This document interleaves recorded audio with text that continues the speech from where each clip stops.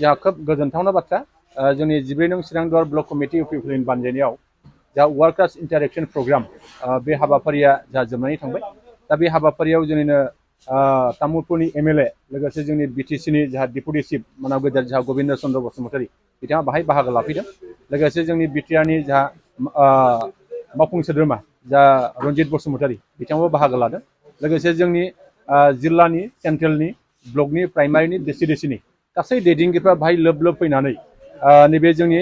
वर्कार्स इन्टारेक्शन programme बे प्रग्रामाव बाहागो लाफैनानै जाफुंसार खालामदों आरो बे वर्कार्स इन्टारेक्शन प्रग्रामनि गेजेरजों जे फैबाय थानाय जोंहा लकसभा बिसायख'थि बे बिसायख'थियाव जोंनि बिजेपि एजिपि आरो इउपिपिएलनि जोंहा बिजाथि एनडिएनि बिजाथि थामहिनबा जोंनि इउपिपिएलनि बिजाथि मानाव गेदेर जोंहा जयन्त बसुमतारी बिथांनो जोंहा भर होनानै देरहासार खालामनांगौनि थाखाय जोंनि पलिसि आरो स्ट्रेटेजि प्लान आरो पलिसि बिनि थाखाय जों निश्चय रायलायनाय जादों जों आसा खालामो जोंनि इउपिपिएलनि जे बिजाथि जा क'क्राझार लकसभानिफ्राय जोङो 100% देरहासार खालामनो हागोन जों बेखौ मिजिं खालामो आरो बिनि गुदियावनो दङ जोंहा दा मोनथाम इन्जिन दङ दिल्लीनि मोनसे इन्जिन दिसपुरनि मोनसे इन्जिन आरो जा क'क्राझारनि मोनसे इन्जिन बे इन्जिननि गेजेरजों जथेस्थ' जोंनि रायजो राजाफोरनो दिनैहाय गोबां आसनिफोर दिनैहाय जोङो होनो हानानै खोब गोजोननाय मोनदों आरो रायजो राजाफ्रा बे आसनिफोरखौ मोननानै दिनै इउपिपिएल दोलोनि फारसे गोबां दिनै लोब लोब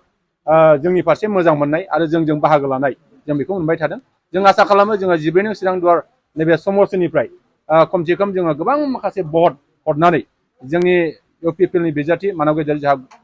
जयन्त बसुमतारी बिथांखौ जों देरहासार खालामनो हागोन जों बेखौ मिजिं खालामो आं आसा खालामो जोंनि बेरेखा दोलोनि दैदेनगिरिफ्राबो निश्चय जोंनि इउपिपिएलनि बिजाथि जोंहा जयन्त बसुमतारी बिथांनो भट होगोन आरो बिथांमोननि गोबां मावथिफ्रा जोंजों दिनैहाय जगाजग खालामगासिनो दङ बिथांमोना निश्चय जोंनाव बाहागो लानानै जोंनि बिजाथिखौ देरहासार खालामनायाव बिथांमोना निश्चय जोंजों हेफाजाब खालामगोन आं बेखौ मिजिं खालामो आरो जों दिनैहाय नुदों जा बिपिएफनिफ्राय जोंहा खाम्फा बरगयारी बिथांखौ जों होनाय नुदों नाथाय जों दिनैहाय स्पष्ट बुंनो लुबैयो जे खाम्फा बरगयारिया मोनसे समाव मा होनो डिपुटि चिफ जादोंमोन आरो जोंहा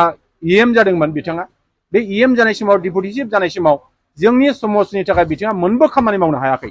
दिनैसिम मोनसेबो कमिउनिटि हल बिथाङा लुनो हायाखै मोनसेबो लामा दालां बिथाङा होलांनो हायाखै मोनसेबो साख्रि बिथाङा थिसननो हायाखै आरो बिथाङा जोंनि ओनसोलनि लाइमोन सेंग्रा सिख्लाफोरखौ मोजां फारसे लांनायाव बिथाङा निश्चय फैलार जादों होननानै जों बुंगोन आरो जोंनि रायजो राजाफ्रा दिनै खाम्फा बरगयारी बिथांनो भट होनाय नङा जोंनि जयन्त बसुमतारी बिथांनोसो 100% भट होगोन आरो बिथाङा निश्चय देरहासार जागोन आं बेखौ गोथौ फोथायनाय दङ